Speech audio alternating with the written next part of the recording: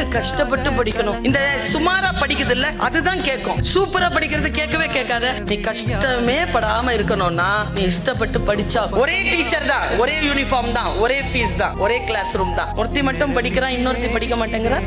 வாய்ப்புகளை வெற்றியாக நீ மாற்றுகிறாயா? அது உன் சாமர்த்தியம். ஜெயிக்கிறவனுக்கும் தோக்கிறவனுக்கும் நடுவுல இருக்கிற வித்தியாசமே வாய்ப்புகளை பயன்படுத்திக் கொள்வதில் தான் இருக்கிறது. நிறைய படிச்சவங்க இருக்காங்க, ஏன் நிறைய பேர் ஜெயிக்கல? கடும் உழைப்பாளி என்று நம்மால் அறியப்பட்ட பலர் இருக்காங்க, ஏன் ஜெயிக்கவே இல்லை?